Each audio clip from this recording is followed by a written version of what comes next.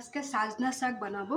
সাজনা শাক আমরা সবাই খেয়ে থাকি, তোমরা ভাববে না কিন্তু। হ্যাঁ, সাজনা শাক কি একটা ভিডিও হলো, এভাবে ভাববে না কিন্তু।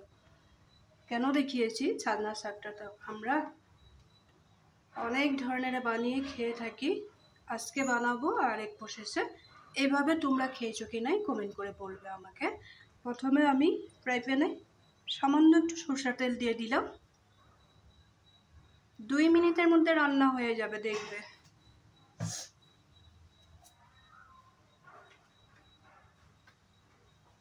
এখানে দিয়ে দিব একটু রসুন।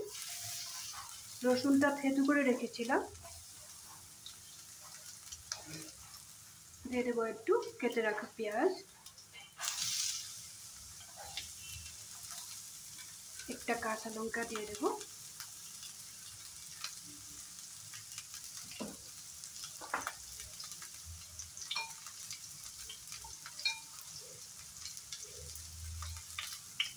হিসেব মতো একটু লবণ দিব।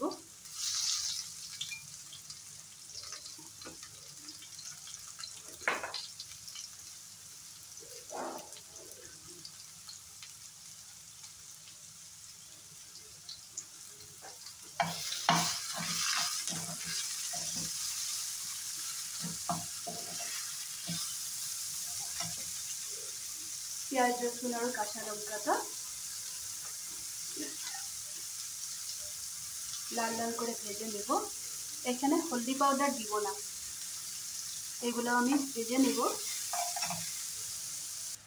পেঁয়াজ রসুনটা সুন্দর করে ভাজা হয়ে গেছে। এখানে আমি সুন্দর একটা ফ্লেভারের জন্য একটু মেথি দেব।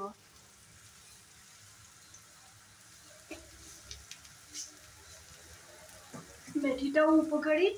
সজনে পাতাটা আমাদের কেন খেতে লাগে, শরীরে যে কোনো ব্যথার জন্য, আরও হাই প্রেশার, যার থাইরয়েডের প্রবলেম আছে, খুব বেশি ভালো জিনিস এটা সজনে পাতাটা। আমরা কখনো কি করি, সজনা পাতাগুলো ছোট ছোট বলে না কেটেই বসিয়ে দিই। আমি একদম ছোট ছোট করে কেটে দিয়েছি, এক্ষুনি হয়ে যাবে, দেখবে। পেঁয়াজটা তো ভাজা হয়েই গেল। এখন পাতাগুলো এখানে অ্যাড করে দেবো।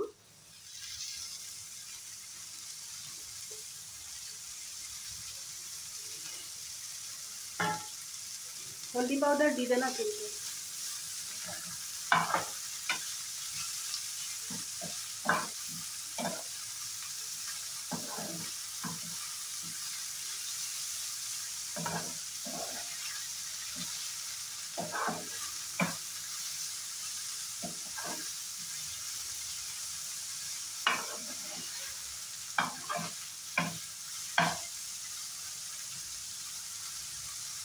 এখানে ছোট ছোট করে টমেটো কেটে দেওয়া যায়, আমি কিন্তু দিব না আজকে।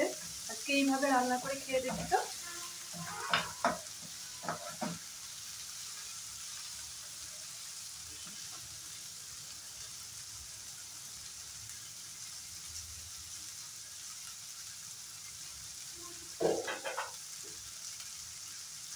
এক মিনিট ঢেকে রাখবো, ভাপেই সিদ্ধ হয়ে যাবে।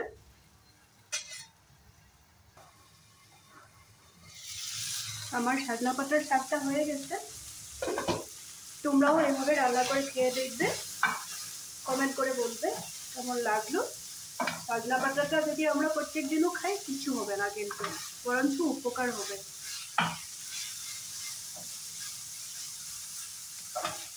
আমাদের আজকে সজনা পাতার রেসিপিটা কেমন লাগলো কমেন্ট করতে ভুলবে না। লাইক শেয়ার করবে, সবসময় সাথে থাকবে। তাহলে আমার শাকটা রেডি হয়ে গেল। গ্যাসটা এখন অফ করে দেবো।